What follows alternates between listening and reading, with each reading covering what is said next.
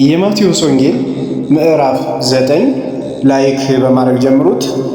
በታንኳም ገብቶ ተሻገረና ወደ ገዛ ከተማው መጣ። እነሆም በአልጋ የተኛ ሽባ ወደ እርሱ አመጡ። ኢየሱስም እምነታቸውን አይቶ ሽባውን አንተ ልጅ አይዞህ፣ ኃጢአትህ ተሰረየችልህ አለው። እነሆም ከጸሐፎች አንዳንዱ በልባቸው ይህስ ይሳደባል አሉ። ኢየሱስም ሐሳባቸውን አውቆ እንዲህ አለ፣ ስለምን በልባችሁ ክፉ ታስባላችሁ? ኃጢአትህ ተሰረየችልህ ከማለት ወይስ ተነሳና ሂድ ከማለት ማናቸው ይቀላል? ነገር ግን በምድር ላይ ኃጢአትን ያስተሰርይ ዘንድ ለሰው ልጅ ሥልጣን እንዳለው አታውቁም? በዚያን ጊዜም ሽባው ተነሳና አልጋህን ተሸክመህ ወደ ቤት ሂድ አለው። ተነስቶም ወደ ቤቱ ሄደ። ሕዝቡም አይተው ተደነቁ። ለሰው እንዲህ ያለ ሥልጣን የሰጠ እግዚአብሔርን አከበሩ። ኢየሱስም ከዚያ አልፎ በመቅረጫው ተቀምጦ የነበረውን ማቴዎስ የሚባለውን አንድ ሰው አየና ተከተለኝ አለው። ተነስቶም ተከተለው። በቤቱም በማዕድ ተቀምጦ ሳለ እነሆ ብዙ ቀራጮች እና ኃጢአተኞች መጥተው ከኢየሱስና ከደቀ መዛሙርቱ ጋር አብረው ተቀመጡ። ፈሪሳውያንም አይተው ደቀ መዛሙርቱን መምህራችሁ ከቀራጮችና ከኃጢአተኞች ጋር አብሮ ስለምን ይበላል አሏቸው። ኢየሱስም ሰምቶ ሕመምተኞች እንጂ ባለጤናዎች ባለመድኃኒት አያስፈልጋቸውም፣ ነገር ግን ሂዳችሁ ምሕረትን እወዳለሁ መሥዋዕትንም አይደለም ያለውን ምን እንደሆነ ተማሩ። ኃጢአታችሁን ወደ ንስሐ እንጂ ጻድቃንን ልጠራ አልመጣሁምና አላቸው። በዚያን ጊዜ የዮሐንስ ደቀ መዛሙርት ወደ እርሱ ቀርበው እኛና ፈሪሳውያን ብዙ ጊዜ የምንጦመው ደቀ መዛሙርት ግን የማይጦሙት ስለምንድን ነው አሉት።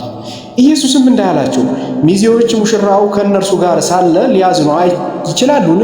ነገር ግን ሙሽራው ከእነርሱ የሚወሰድበት ወራት ይመጣል፣ በዚያን ጊዜ ይጦማሉ። ባረጀ ልብስ አዲስ እራፊ የሚያኖር የለም፣ መጣፊያውም ልብሱንም ይቦጭቀዋልና መቀደዱም የባሰ ይሆናል።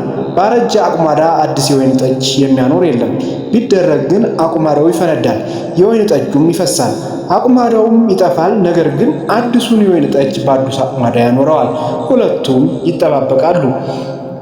ይህንን ሲነግራቸው አንድ መኮንን መጥቶ ልጄ አሁን ሞተች፣ ነገር ግን መጥተህ እጅን ብትጫንባት በሕይወትም ትኖራለች እያለ ሰገደለት። ኢየሱስም ተነስቶ ከደቀ መዛሙርቱ ጋር ተከተለው። እነሆም ከ12 ዓመት ጀምሮ ደም የሚፈሳት ሴት በኋላው ቀርባ የልብሱን ጫፍ ዳሰሰች። በልቧ ልብሱን ብቻ ያዳሰሰው እንደሆነ ድናለሁ ትል ነበረችና። ኢየሱስም ዘወር ብሎ አያትና ልጄ ሆይ አይዞሽ፣ እምነትሽ አድኖሻል አላት። ሴቲቱም ከዚያች ሰዓት ጀምራ ዳነች።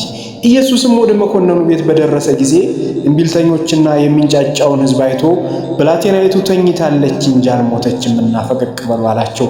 በጣም ሳቁበት። ሕዝቡን ግን ካስወጡ በኋላ ገብቶ እጇን ያዛትና ብላቴናይቱም ተነሳች። ያም ዝና ወደዚያ ሀገር ሁሉ ወጣ። ኢየሱስ ከዛ ሲያልፍ 2 ዕውሮች የዳዊት ልጅ ሆይ ማረን ብለው እየጮሁ ተከተሉት። ወደ ቤትም በገባ ጊዜ ዕውሮቹ ወደ እርሱ ቀረቡ። ኢየሱስም ይህንን ማድረግ እንዲችል ታምናላችሁን? አላቸው። አዎ ጌታ ሆይ አሉት። በዚያን ጊዜ እንደ እምነታችሁ ይሁንላችሁ ብሎ ዓይኖቻቸውን ዳሰሰ፣ ዓይኖቻቸውም ተከፈቱ። ኢየሱስም ማንም እንዳያውቅ ተጠንቀቁ ብሎ በብርቱ አዘዛቸው። እነርሱ ግን ወጥተው በዚያ አገር ሁሉ ስለ እርሱ አወሩ። እነርሱም ሲወጡ እነሆ ጋኔን ያደረበት ዲዳ ሰው ወደ እርሱ አመጡ። ጋኔኑን ካወጣው በኋላ ዲዳው ተናገረ። ሕዝቡም እንዲህ ያለ በእስራኤል ዘንድ ከቶ አልታየም እያሉ ተደነቁ። ፈሪሳውያን ግን በአጋንንት አለቃ አጋንንትን ያወጣል አሉ።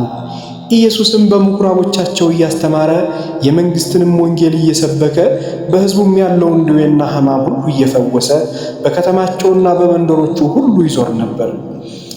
ብዙ ሕዝብም ባየ ጊዜ እረኛ እንደሌላቸው በጎች ተጨንቀው ተጥለውም ነበርና አዘነላቸው።